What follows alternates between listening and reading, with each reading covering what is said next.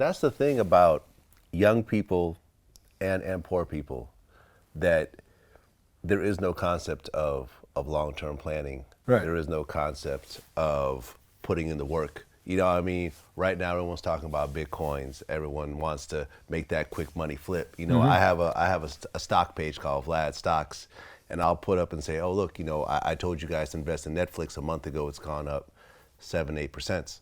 You know, since then, people are like 7-8%. I ain't talking about that shit. I've doubled my money in Bitcoin in a week. Right. You know, or you know, I put my money in some weed stocks. That's, you know, all these money, you know, all these penny stocks and so forth. Right. You know, but lo and behold, all that quick money is going to go to zero.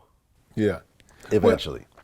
Well, I don't think it's gonna go to zero. Not with cryptocurrency. I don't think, because I've invested in it also. Yeah. Like I invested in Bitcoin when it was $5,700 a coin.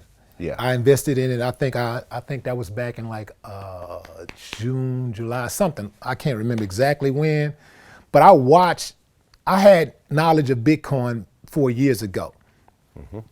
And I was working out, me and this guy, we was negotiating a deal to work together, and we couldn't get the numbers right, so I walked away from the deal. And this is back when Bitcoin was like a few cents, man. I'm like, I walked away. So imagine like what I could have done if I would have gotten in back then, where I would be. But I watched it for years.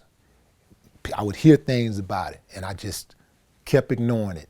And then one day, my buddy called me and said, Will, man, you might want to take a look at this, man. It's like, you know, it's right $700 now. I said, man, I ain't messing with that, man. I'm good. Say, Will, you might want, man, it went up, man. It went up 100%, man. It's $1,400. Nah, I'm good.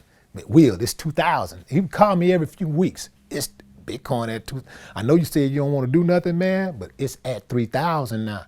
And I still sat on, when it got to 5,700, I was like, you know what? I just went on, chunked the money over there. And within 2 months, I tripled my money. Now, that's not gonna happen for everybody, you know. It's still a risk. All of it is still a risk. It's a major risk. But it's a risk. It's a major risk. But like, for me, you know, it's not just about Bitcoin though, you know, because you have other cryptocurrencies out there you got also. like 2,000 different currencies. And the thing about it is that it's like if like anything, if you get in when it's cheap instead of going in when that stock is $100 or $200, $300. If you got $100 to chunk at something that's under a penny, you know what I mean, or a penny, and it mess around. If it hit, you great. If it missed, okay, you lost $100. But how many times have you blown $100 at the club? Right. If you're talking about $100. But if it hit, if you drop $100 on a coin and it hit, and you only paid a cent for that coin or a couple of cents for that coin, and that coin hit, then that's a nice little come up. But I understand what you're saying about people trying to make that quick lick. Yeah. You know, instead of like, because now I look at it the same way you do. Like I look at that 8%, and if I can get, I mean, the bank only pay what, 3 or 4%, right? Not even that. So maybe a third of 1%. Yeah. In a savings account. So whatever it is on that bank, whatever it is the bank pay, I mean, investing in stock and these cryptocurrencies, you know, or I'll just keep conservative on your end. Just investing in stocks alone, it's a better move, you know. But you got to do your research. 100%. You know, yeah. 100%. You know, I mean, and I've been investing nonstop since 2011. I put my whole portfolio out there. It's Amazon, Netflix, Facebook, and Google. Right. These are all companies. The ones that ain't going anywhere, the ones that's got that money. The ones that aren't going anywhere, Yeah. the ones that are well run. Right. The ones that in our lifetime is probably not going to go anywhere. Right. And I've slowly made money over the years to the point where, you know, I pulled in like 41% in 2017 off these companies. Right. You know what I'm saying?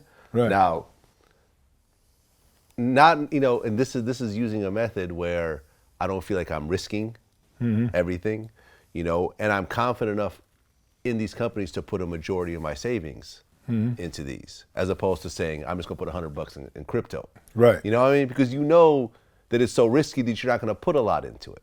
But I can guarantee you that, and I've studied bubbles, all the makings of a bubble is what you're seeing right now in crypto. Yeah, I think it's a possibility, man, that'll happen. But for me, I'm good. Like I'm so up right now. Like it's like I can't be mad if it crashed today. Right. You know what I'm saying? I'd be disappointed. Right. Because I still got a lot of bread out there. But you know, like I'm good. Like I'm totally in the black. Yeah. I'm good. But then also selling it is not a straightforward process like it is with stock. No, it's not. Yeah. No, it's not. You can't just, if let's just say you have 10,000 right now in crypto, you can't just press a button and get that 10,000 in US cash. Well, you're not going to get 10,000 in US cash anyway, because after they hit you with those fees, you know, it's going to be a little less than that. Yeah. But then it's also not instant also. You got to find a buyer for it and so forth. On most sites you do. Not on, which one? Not on Binance you don't. On Binance you can go straight there and boop, hit that button and it's sold. Right. And they take a commission of how much? Binance, I think Binance does 0.25%, something like that. That's not bad. Yeah. That's not bad. But that's trading. If you do a withdrawal, you know, they charge you more. Yeah, exactly. Yeah. I just want people to be careful, man. You know, at the end of the day, I've had 3 moments in my life over the course of my life that I've put in a majority of my savings into some risky shit, whether it was, you know, some illegal shit that one of my homies was putting together, or a janky real estate deal from someone who I trusted, to a janky stock tip or whatever else.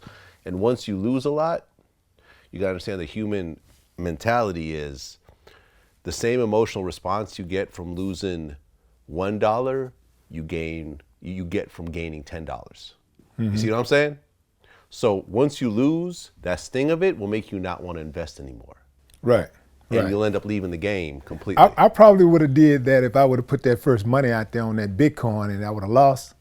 I probably would have looked at all the other cryptos the same way. Yeah. But I won, man. Like I won. It's a beautiful thing to see. So, you know, after I did that, I was like, okay, let me try some. Because now I'm playing with house money.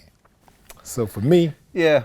I mean, I have my own thoughts about house money as well. I think that it's a natural tendency for humans to look at house money like it's not really their money. Yeah, you looking at it like it's house money. This is my money. That's really your money. Right, right. House money is exactly the same as the money you got from being in the studio or doing these shows. Right. There's absolutely no difference in that money. It's not labeled differently. That's true. You know, so people look at house money like it's not really their money, so they go and do riskier shit with house money and end up getting in trouble that way. That's a good point. That's a good way to look at it. Yeah. But I'm still gonna call it house money. But that's a good point though.